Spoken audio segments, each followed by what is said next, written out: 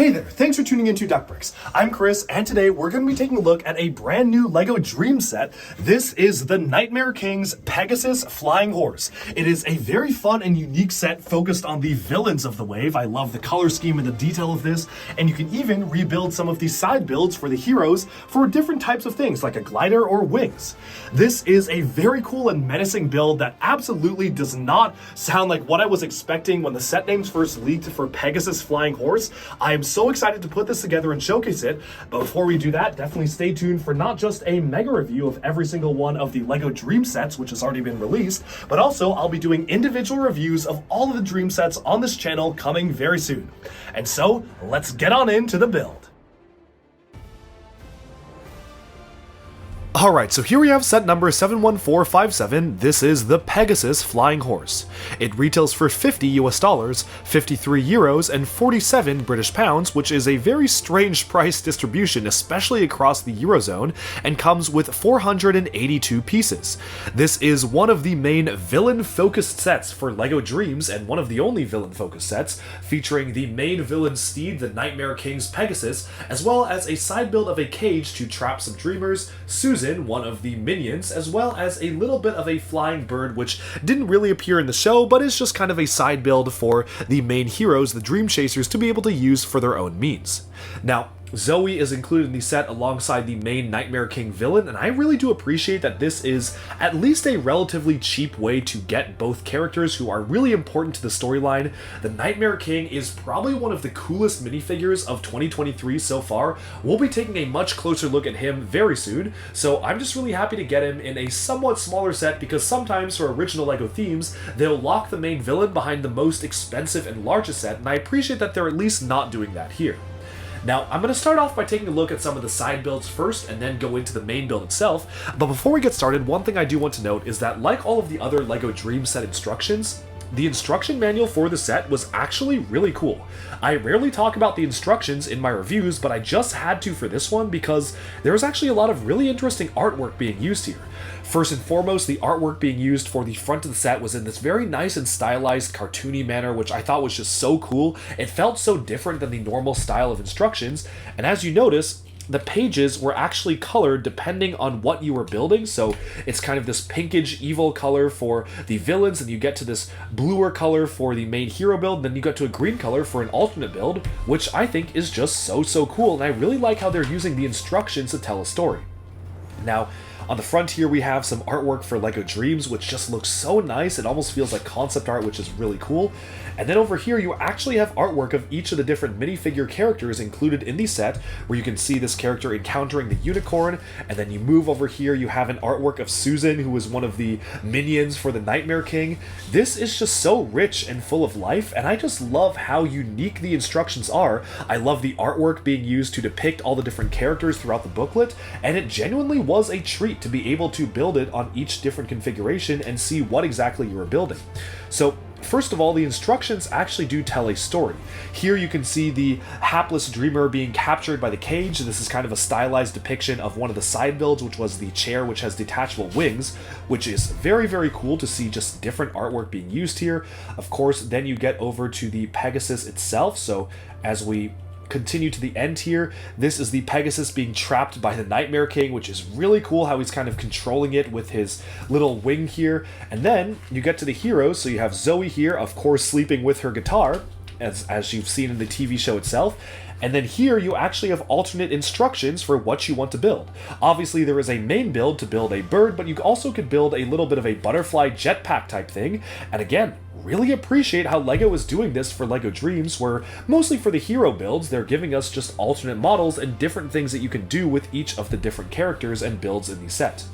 Overall, I really love the presentation of these for the artwork inside the instructions. It definitely did require more extra effort to be able to make the instructions feel more unique and creative, but I feel like these are really going to spark the imaginations of kids, and I just really love being able to showcase this amazing artwork for all of you on this review.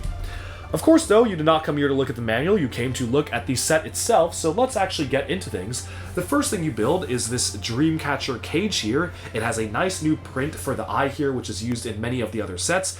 This cage design we've seen 1,000 times since like Fantasy era Lego Castle, but I guess if it ain't broke, don't fix it. This is a really nice design though because they've added some extra teeth to make it look like it has a mouth, holding one of the minifigures inside. Speaking of the minifigure itself, this is one of the side characters of LEGO Dreamzzz. It's cool to get her in an actual minifigure design as well, where on one expression she has a sleeping face, and the other one she's kind of smiling, half awake. I like that they made a new expression for the characters though, because that just feels a lot more unique, and that sloth shirt is just so cute to use as pajamas. Now moving onwards to the rest of the build, good to see the transparent pink Chima bat wings being used again in trans pink from the LEGO Elves line. We can go over to, I guess this isn't really a build, this is one of the characters, but this is Susan, who is one of the Nightmarelings, kind of the minions of the Nightmare King. This is actually a really interesting helmet. If you remove it here, you can see many different eyes being used on the expression here, which is very cool. A fork as well, and of course these very comically oversized wings on the back. But this is one of the most interesting new headgear components. It almost feels like an evolution of the Ninjago Possession Ghost Cowls, but just even more extreme in the way it's done. I just really love the transparent pink being used here for the actual build itself of the piece, and it just looks really cool when it's on the character, just feeling very menacing and feels like the flames are erupting off of it. So big fan of how that was done. And lastly, we have Zoe, who is piloting a bird, which I guess makes sense because obviously she was using Zion in the TV show, which we haven't actually seen as a set yet, but this is what the minifigure looks like. First, a great minifigure for one of the main heroes, utilizing a dual-molded golden and transparent clear hourglass, which is good to get in a new color, also originating from the LEGO Elves line, as well as a brand new hairpiece, where you can see two different expressions where, honestly, I do kind of wish that the expressions were maybe a little bit closer to what we've seen in the show. She was usually pretty standoffish and angry in the show itself, and I do kind of wish the minifigure reflected that, but again, that could be just a result of the characterization given to her by the showrunners and not the actual minifigures themselves. Now, this right here is a really nice detail for the torso. You have some metallic printing on it. I love the new cut of the cape being like a leaf. It is in the teal color, which looks really good. And overall, just another really strong character for LEGO Dreamzzz for the minifigures to showcase.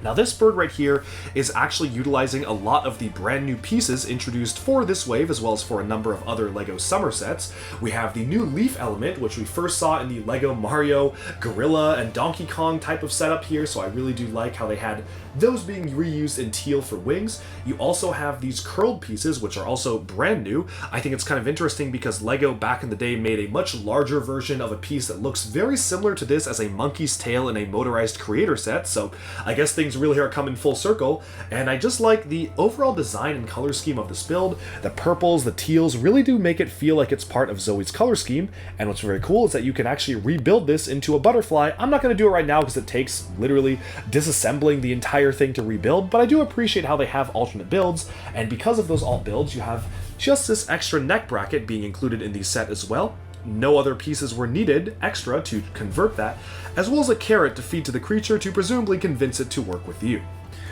Of course, once those are all set aside, we can focus our attention in on the main deal of the set, which is the Pegasus flying horse.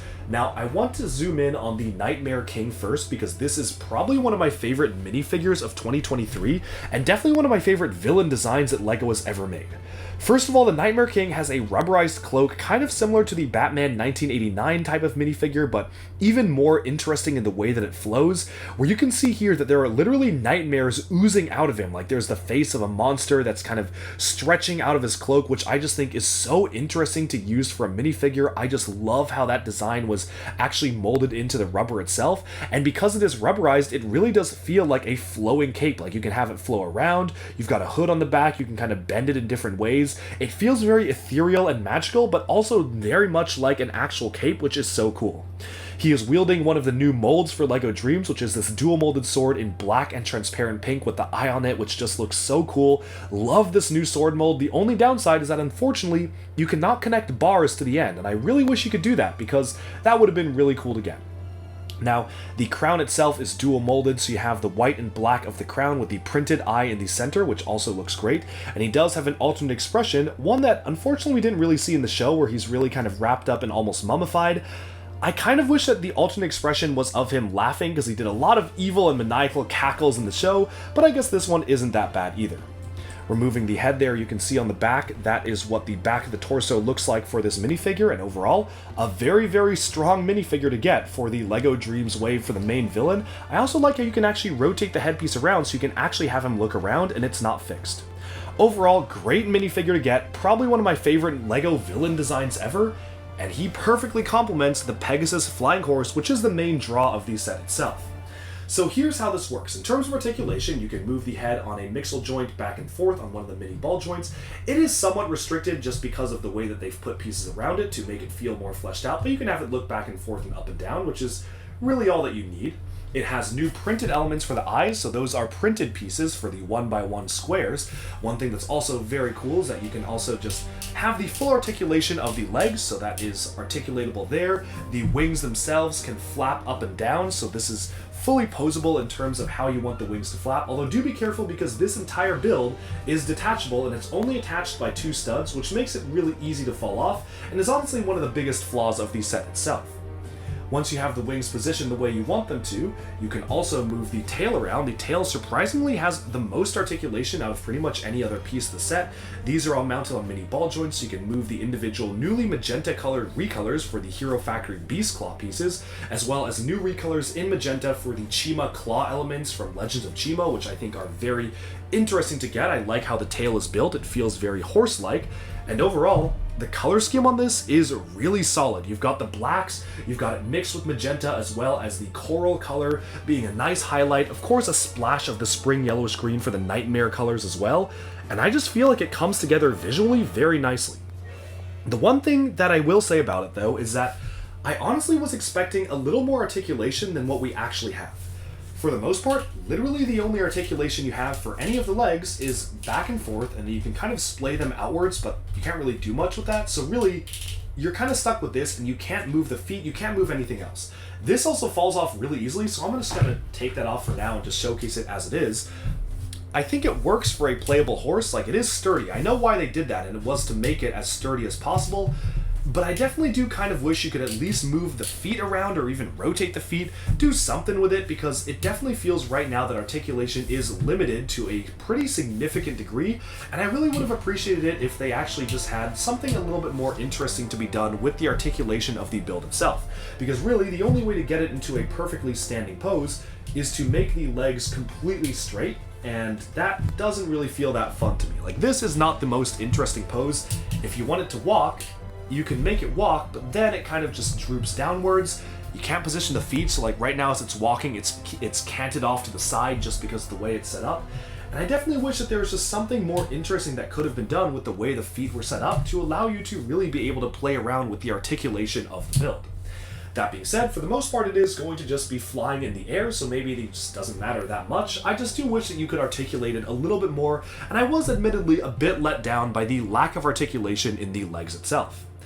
Overall, though, the biggest problem with the set is actually one of the gimmicks. It's that this just falls off so easily because this whole thing is supposed to be a detachable component.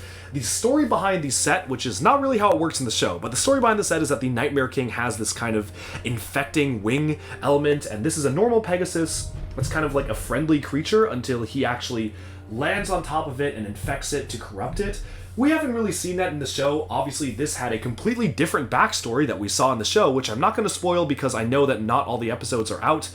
Technically, they all are out, but that's because some of them leaked and then were quickly removed, so I'm not going to spoil the backstory behind what this is. It wasn't because of this that it got turned evil, I'll say that, but it's quite interesting how this does have a lore and backstory, but the set was doing something a little bit different.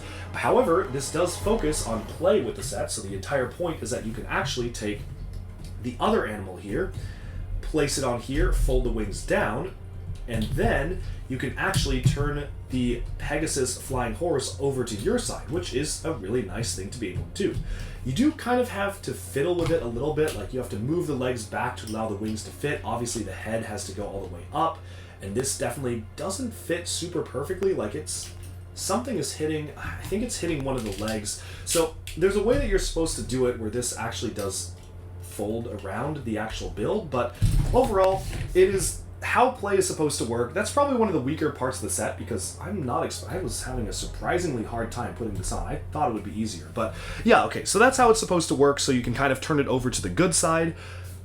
It's a little awkward because the head of the bird is very clearly just kind of cramped in there, so I don't know how I feel about that, but overall though, I do think it is a cool gimmick to have, and this is one of the coolest sets, in my opinion, for the entire Dreamzzz wave. I like the aesthetics, it just looks so menacing, it looks so interesting, I love how it looked in the show. Just the articulation could be a little better. Now finally, in terms of value, $50 for this does feel a little high. This feels very much like a $40 set with maybe a couple dollars worth of add-ons. I feel like if they remove the cage, maybe even remove the bird and just focus the set entirely on just the Pegasus, this could have been a great $40 set, but it's $50 because it has all this other stuff, and while I don't disagree that the value, I guess, is there, I also do kind of wish that instead they just focused the set on the horse and made it $40, which would have been a lot more fair to me. That's just how I feel though. Let me know in the comments if you agree or disagree about the price, and I hope you enjoyed our look at another brand new LEGO Dreamzzz set. Alright, and with that, we have summed up our early look at the amazing Pegasus flying horse. Let me know down in the comments below, what do you think of the set? Do you like it? Do you dislike it? And overall, what are your thoughts on LEGO Dreamzzz as a whole? Thank you all so much for tuning into Duck Breaks. Be sure to like and subscribe for even more LEGO news, reviews, discussion, and analyses coming your way very soon, and bye for now.